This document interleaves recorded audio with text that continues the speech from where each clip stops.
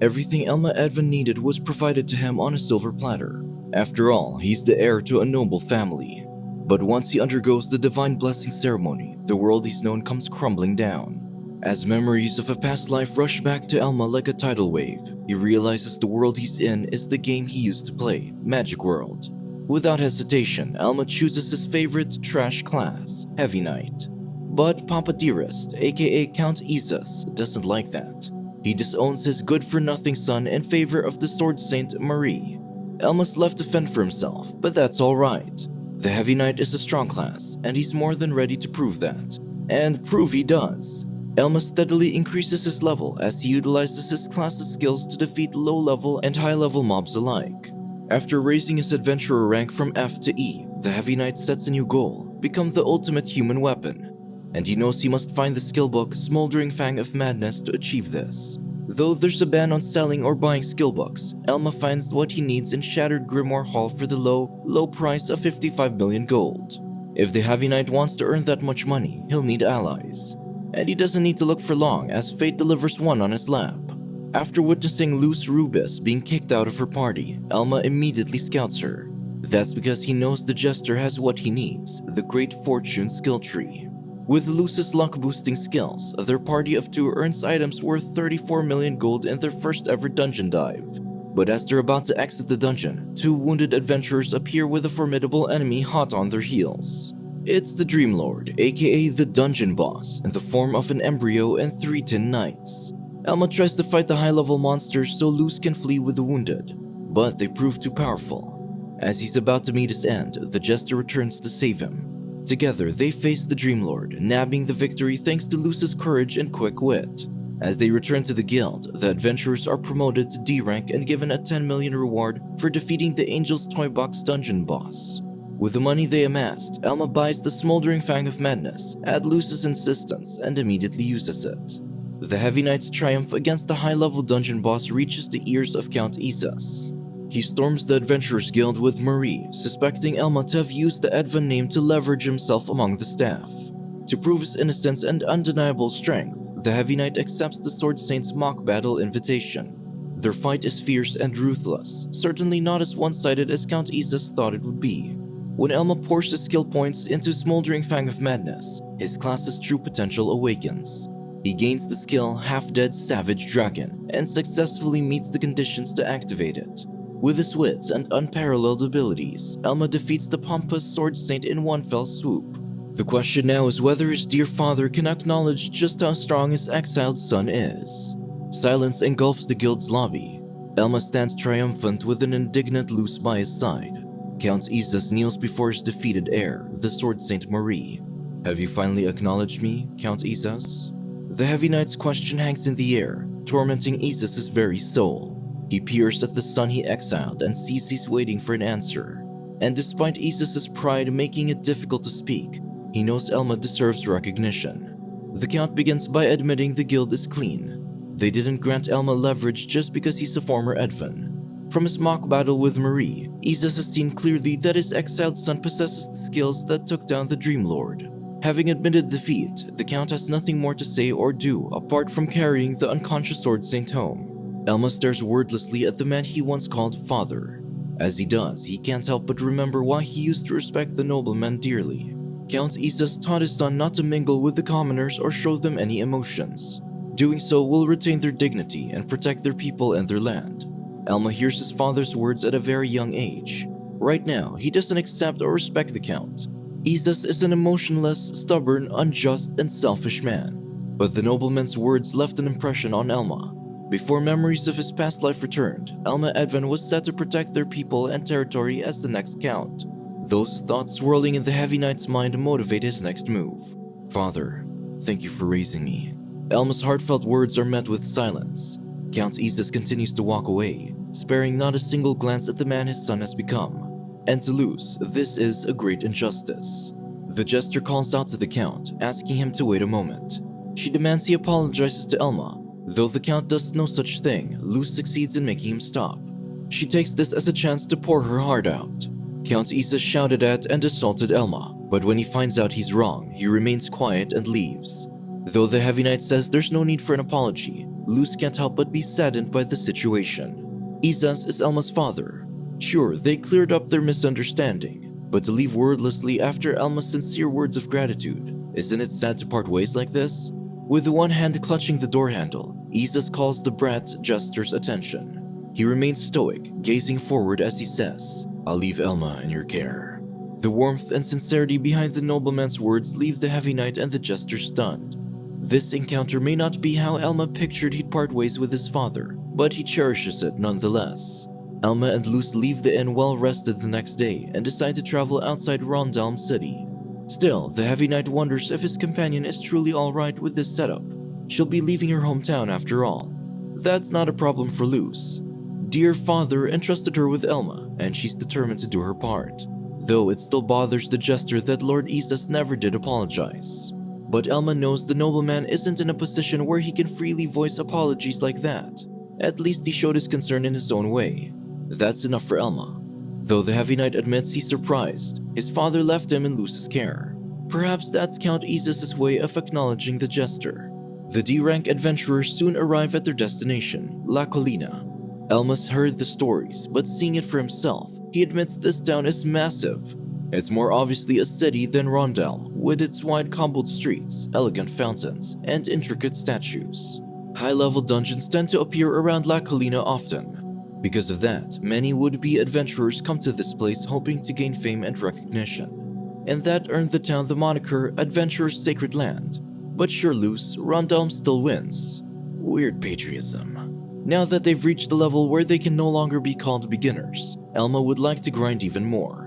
But as he initially thought, they must upgrade their weapons first. Before that, they should visit this town's guild. Then they can hunt for equipment in the dungeons.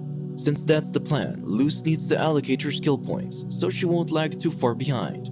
But no matter how long she stares at her skill trees, the jester doesn't understand how to distribute her points best. She'll have to leave it to Elma after all. The heavy knight supposes he should be flattered his companion trusts him that much.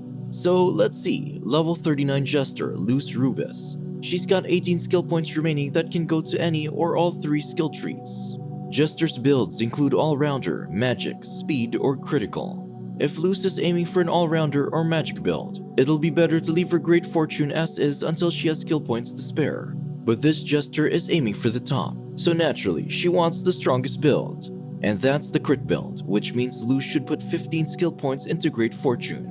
To Elma's surprise, the jester does as he says without hesitation. She trusts him that much. As Great Fortune reaches level 30, Luz's skill Beckoning Kitty evolves into Angel of Happiness. The jester suddenly feels motivated. She'll work hard to achieve the best crit jester build ever.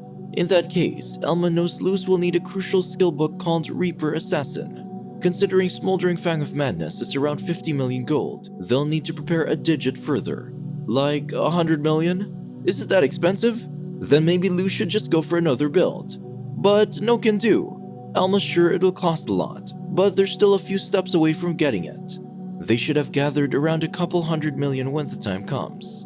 And hearing that is enough to make the jester's legs shake. Why is everything so damn expensive? The D-rank adventurers head to La Colina's guild to gather info. Afterward, they decide to visit a dungeon that appeared in the woodland area near the town. Elma can't think of a better place than this if they're using Luz's luck to gather equipment.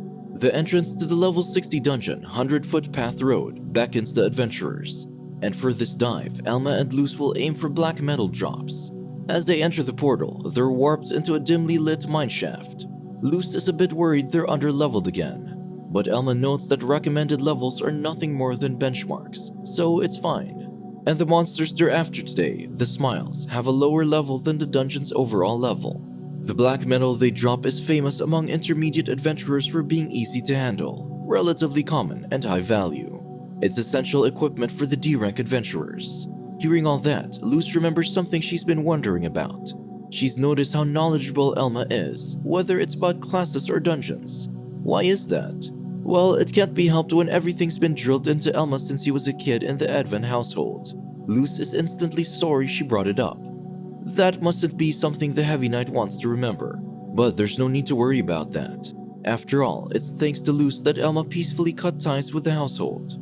Of course, he can't tell her that his knowledge is mostly thanks to regaining his memories from a previous life. Not only is it a ridiculous story, even Elma doesn't fully grasp what happened. Now that Luce thinks about it, if the Heavy Knight is this knowledgeable, can't he just live a cozy life as a guild staff, providing counseling to other adventurers? But if he does, he'll no longer have a use for the Jester. So scratch that, they should keep adventuring together for a little longer. Hey, there's no need to worry, Luce. Working as a guild staff might be cozy, but the life of an adventurer is way more fun for Elma. Soon, the D-rank adventurer's target appears, rolling cautiously with a creepy smile. Not only is this monster level 45 like that successor girl, it even has the same face as her. Luce's choice of nickname aside, Elma notes how the smile really is the same level as Marie, but humans and monsters are very different. Smiles, especially, are unable to do anything but simple movements. Comparing them to a sword saint is like comparing heaven and earth. Before the smile can accelerate to their precision, Elma rushes to stop it with a shield. The spheric monster rolls 3 times, increasing its speed with every spin. The Heavy Knight braces for impact before the smile crashes onto his shield. Elma jumps away to distance himself from the monster, and after repositioning, it's time for an offensive maneuver. The Heavy Knight runs toward the smile positioned under a lamp. With its elongated silhouette, Elma easily uses Shadow Stomp to trap the monster. If they keep their distance, the smiles accelerate and Body Strike will never hit them. And with the Heavy Knight's disarm, the damage it can inflict is almost 0. From behind the smile, Luce is ready to strike. She slices the monster with Iron Piercer, the first hit toward carving its HP away. As the smile frees itself from Shadow Stomp, it accelerates toward the Heavy Knight. But he's more than ready for it. With the monster's back to Luce, she freely slices away at its rocky exterior until it finally crumbles into earthy chunks. Nice and easy. The D-rank adventurers obtain 689 EXP, with Elma leveling up from 41 to 43. If they keep it up, clearing the dungeon should only be a matter of time. Luce spots an item drop among the heap of earth magic crystals as she collects the smile's loot. It's a black metal knife, recommended for level 45 users with a market value of 4.3 million gold. Elma figured that with the Jester's great fortune, they would soon find a drop. But he didn't expect it to be this soon. Noticing the market value, Luce reminds herself to handle the knife carefully. So that's the Jester's equipment down. Do they continue farming EXP and collecting drops by defeating smiles? Keeping their HP and potions in consideration, Elma plans to farm just 10 of the rocky monsters. That's still quite a lot. They did defeat the last smile without taking any damage. But Luce noticed Elma still seemed to have some trouble with it. Will he be okay? The Heavy Knight is confident he'll be just fine. The smiles are nothing compared to the Embryo and Marie. Besides, Elma wants to farm until they get 2 shining Lana daggers worth of cash. And that means they need around 8 pieces of black metal equipment. Even with Luce's great fortune, they don't have 100% guaranteed drop rates. The Jester does wonder why they're farming so much money. We need money if we want to become stronger. Is Elma sure he's not confusing the goal and the method here? But defeating monsters does grant them EXP and gold, so why not? In any case, those smiles aren't a big deal for Elma.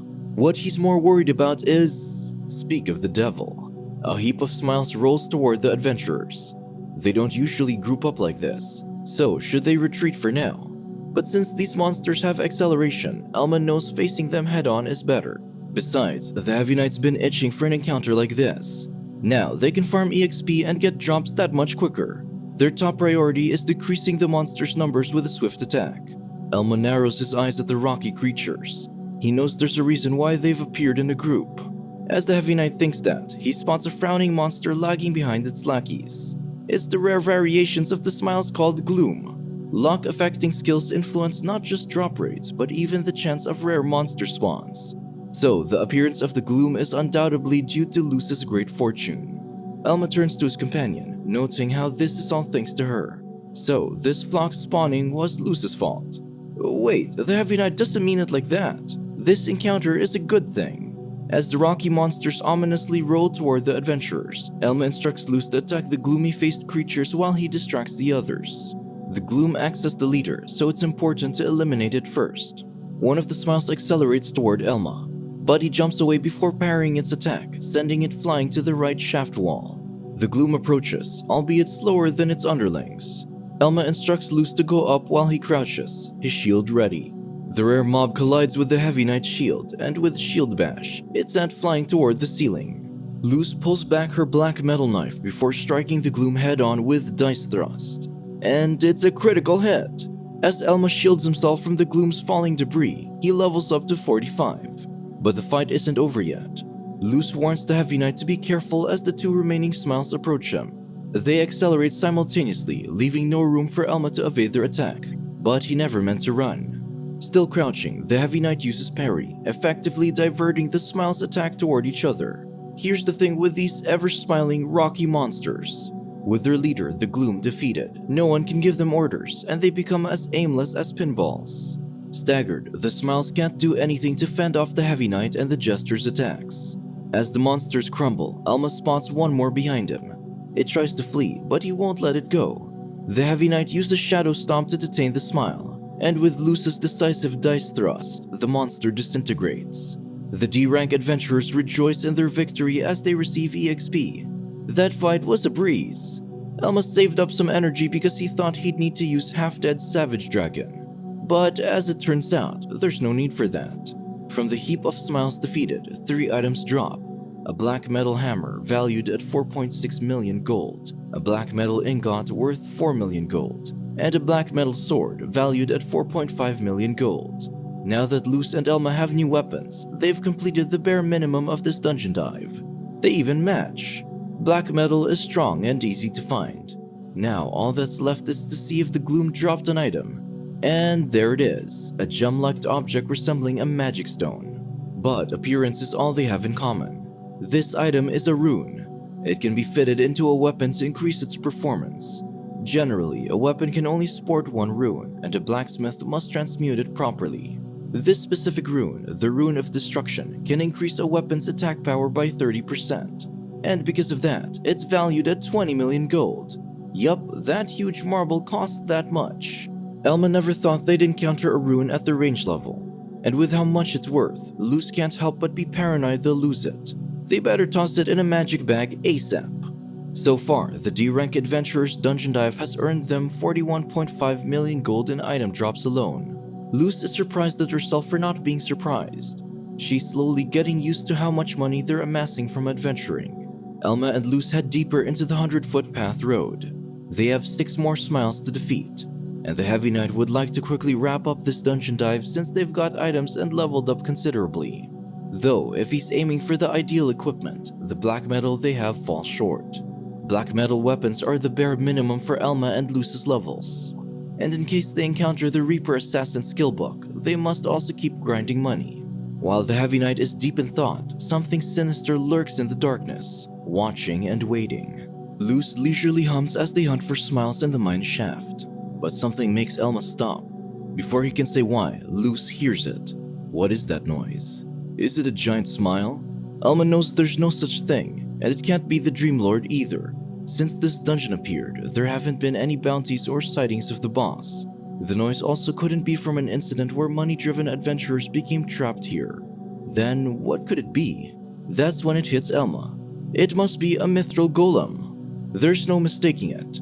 Elma can hear it from its footsteps, and that means they got super lucky. This is a super rare encounter they can't pass up. Mithril golems are incomparably rarer than glooms. If they defeat the golem, it'll drop mithril, an extremely rare weapon material. But its strength is also incomparable to anything Elma and Luz have faced. An attack from the mithril golem would be too heavy, even for a defense-specialized build like the Heavy Knight. In Magic World, players decked out with the strongest gear often get wiped out by this ultra-rare mob. But in this world, death is permanent. High risk, high reward. Looking at their odds, Elma knows the smarter thing to do is retreat. It's game over if they run into the mithril golem while fighting another monster. But he really wants that mithril. Mithril is the metal often used to represent the strongest in fantasy worlds, and that applies here too. Its quality is leagues ahead of black metal. Luz calls out to Elma. If he's worrying that much, she thinks they should just go. Even though Luz is admittedly a coward, she's still an adventurer. So, let's get that mithril. Seeing Elma's hesitation, Luz explains how she knows that when it comes to him, the more he worries, the more he wants something. And the golem probably spawned because of the Jester's great fortune. Luz feels bad leaving it as it is. Monsters usually spawn with levels and adventurers range. but mithril golems are one of the only mobs that break that fundamental rule. So if Luz is okay with it, they'll pick up their weapons, and whatever happens, they'll get that mithril golem. The first step is finding an appropriate place to fight.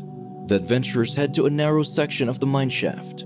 Elma strikes the earthen wall to alert the mithril golem of their location, and judging by those heavy footsteps, it's coming after them. Luz does wonder if this place they chose will be fine, but it's just like needing to find the perfect place to fight the golden Lana. This cave's height, width, and groundwork all work in their favor.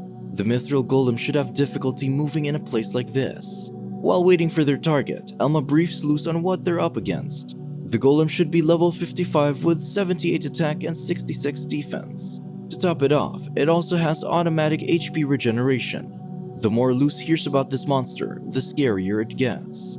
Given all that, Elma warns there's no use whittling away at their target with little damage. They must aim for critical hits with Luz's dice thrust. Though he says that, finding an opening for them to slip through and hit the monster with a clean dice thrust won't be easy. From the narrow cave's corner, 4 gigantic earthen fingers appear. Here it comes. The level 55 mithril golem stands too tall for the cave, its long arms dangling to the ground. Elma stares at it determinedly. "We're gonna tear all that mithril off you." The mithril golem bellows in response to the heavy knight. With no time to lose, Elma charges to distract the monster, leaving the damage dealing to the crit jester. The golem raises its rocky fist, but before Elma can parry it, the monster's punch lands dead center on his shield. The force of the golem's attack makes the heavy knight grit his teeth. He's sent flying and struggling to regain his footing. Elma already knew what to expect, but the mithril golem's intimidation and presence in Magic World can't compare to now.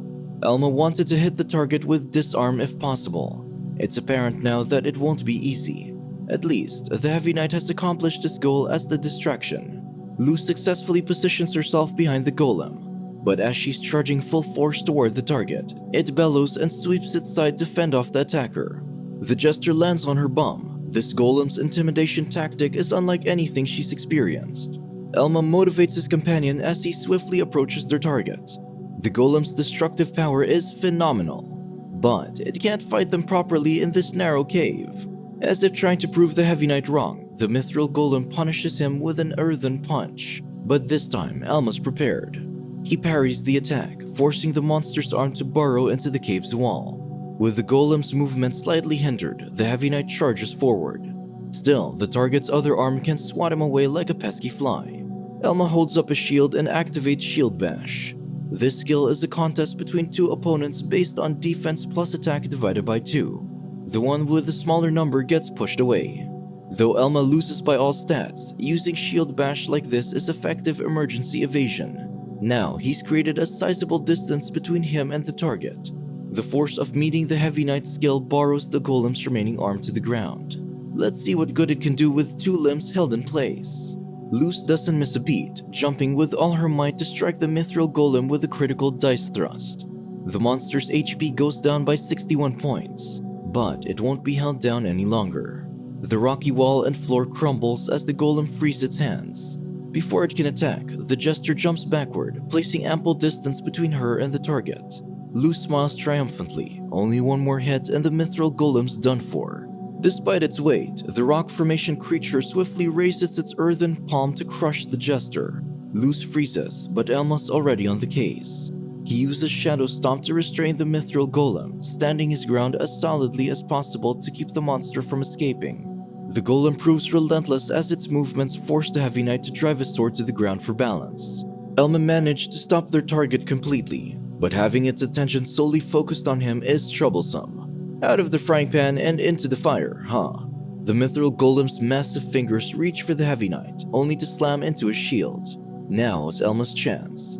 The force of moving forward and being released from Shadow Stomp makes the monster fall flat on its face. With the golem down, Luz can neatly strike with Dice Thrust. But once she does, the dice lands on 3, a solid miss. The jester quickly recovers from the shock and jumps away before the golem can attack her. Luz narrows her eyes at the target, frustrated at having her dice thrust miss. Elma knows missed attacks can't be helped. However, they're now at the most critical part of the battle. After the mithril golem gets back on its feet, the adventurers will most likely have trouble bringing it to its knees again. That means defeating the rare mob will be impossible once it recovers HP with automatic recovery, until Luz rolls another 6 with her dice thrust. To gain the upper hand in this fight, Elma needs to use everything he has. His HP drops to 47 as he activates Life Shield before jumping and striking the golem's stony back. The monster lunges at the Heavy Knight, but it's soon restrained by Shadow Stomp. With the golem standing inches from him, Elma activates Shield Bash as its rocky fist grazes the shield.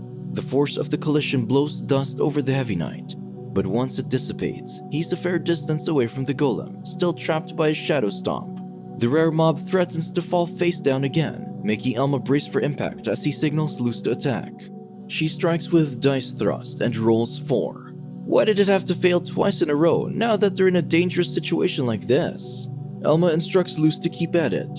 She can't afford to freeze now. The Heavy Knight charges forward to keep the golem's attention on him. Its craggy fist threatens to crush him, but Elma parries it with all his might.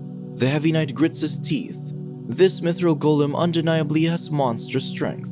After aiming with its right, its left is already on the way to crush Elma. The Heavy Knight struggles to lift his sword, his hands too numb. Through sheer willpower, Elma lifts his shield just in time to meet the mithril golem's punch. Though that helped mitigate the attack's damage, the Heavy Knight can't resist the force that sends him crashing into the wall. The mithril golem's eyes glow, its mouth ajar in an eerie smile of triumph.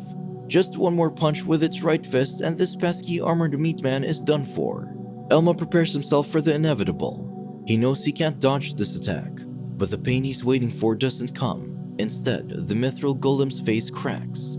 Luz rolls 6 as she strikes the enemy with Dice Thrust, a critical hit. The golem's head splits into 2 as the jester begs for it to die. As Luz stands triumphantly before the crumbling mob, their party is awarded 1,343 EXP. She levels up from 44 to 47, while Elma rises to 49. Despite the exhaustion overcoming his body, the Heavy Knight commends his companion. On the verge of tears, Luz kneels next to Elma. She couldn't care less about the golem, she's just glad he's safe. When she missed twice in a row, Luz felt like crying. But to be fair, rolling 6 twice out of 4 times is super lucky. With the mithril golem defeated, Luz marvels at the massive magic stone it left behind. This stone is worth 2 million gold by itself. High-ranking adventurers frequently hunt even stronger monsters than this golem. So, just how much money could they have reserved? As Luz wonders that, Elma retrieves the mithril golem's precious drop. Looking at it demoralizes the jester. She could swear that golem was not this adorable-looking monster. And there's certainly nothing cute about its price. Yup, this mithril ingot is worth 25 million gold. Luz's eyes widen. Is this a dungeon where expensive items drop one after the other like this? But the mithril golem is a rare monster, hence the rare, expensive drop. That's why Elma wanted to challenge it even if they had to push themselves to the limit. Mithril equipment is among the best the D-rank adventurers can hope for in their level range. Selling that mithril ingot sounds good, but it's best if they just have it made into a weapon instead. So, as soon as they return to La Colina, they need to find a good blacksmith and place a request. The question is whether to get a sword or a knife made. A shield or armor are also possible choices.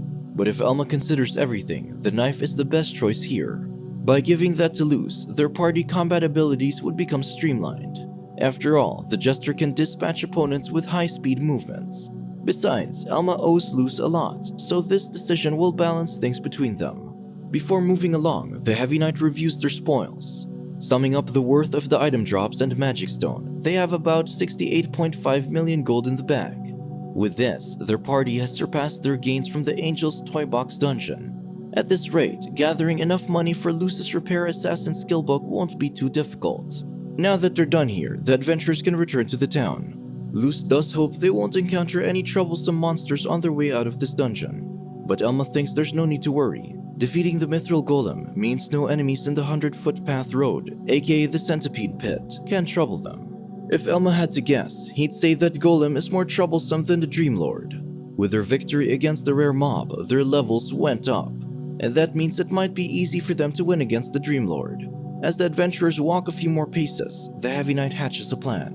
Rather than walking all the way back, there's a way to travel to the dungeon's entrance instantly. and it's something they've already experienced once. It's done by defeating the Dream Lord.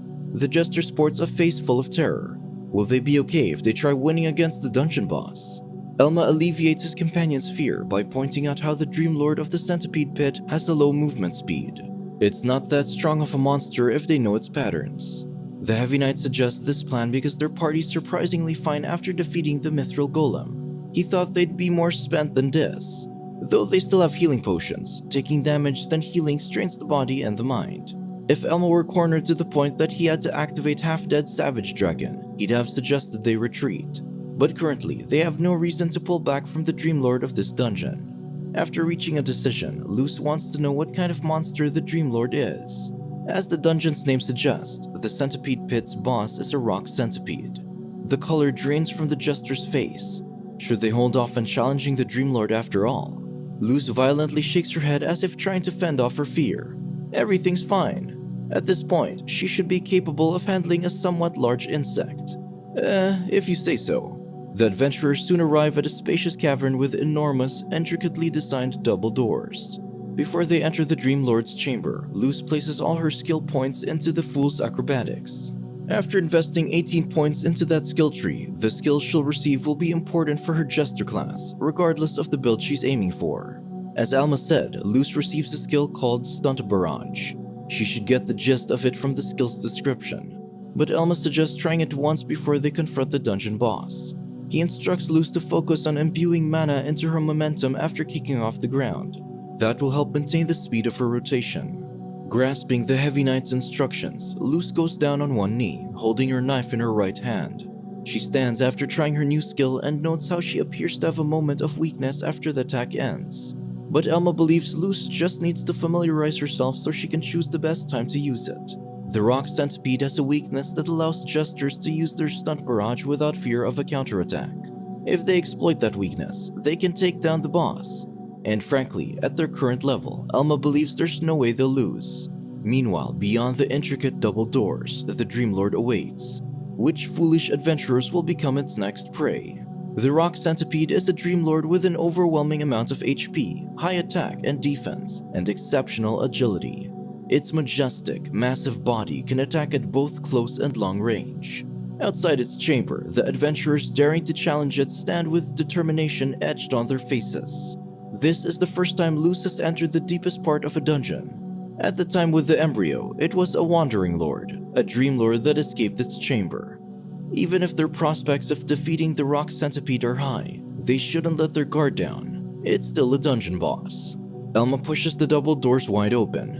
A cavern filled with shining stalagmites, stalactites, and underground waterfalls greets the adventurers. Luce can't help but marvel at the fantastic sight. Despite the beauty surrounding them, Elma knows this is not a time to admire the scenery, not with the Dream Lord towering above them. The rock centipede slams its insect body on the wet cavern floor. Since the level 60 Lord has graced them with its presence, they better return the favor. The Heavy Knight grins excitedly at the encounter. Once they defeat this monster, they'll rake in the EXP and items before returning to La Colina immediately. The giant insect slithers toward the adventurers, and Luce can't help but be horrified. With that many legs, this insect really is gross after all. Elma jumps to avoid the rock centipede's attack. Getting hit by that would be fatal. As they discussed, Elma will be counting on Luce for the offense.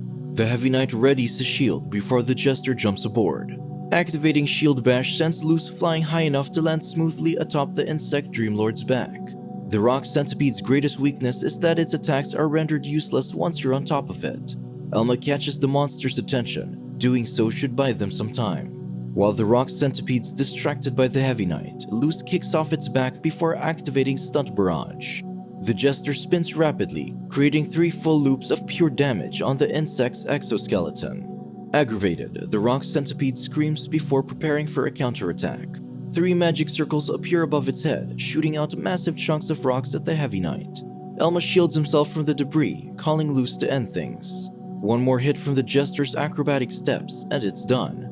The rock centipede's HP falls to 0. The Heavy Knight cheers as his companion descends gracefully onto the defeated insect's exoskeleton. Their party gained 2,379 EXP, raising Luce's level to 52 and Elma's to 54.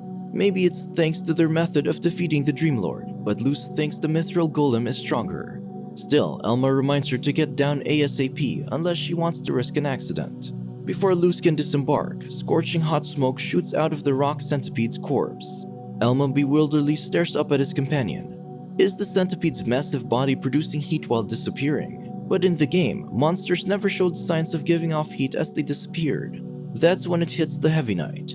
He yells for Luz to run toward him as fast as she can. That monster isn't dead yet.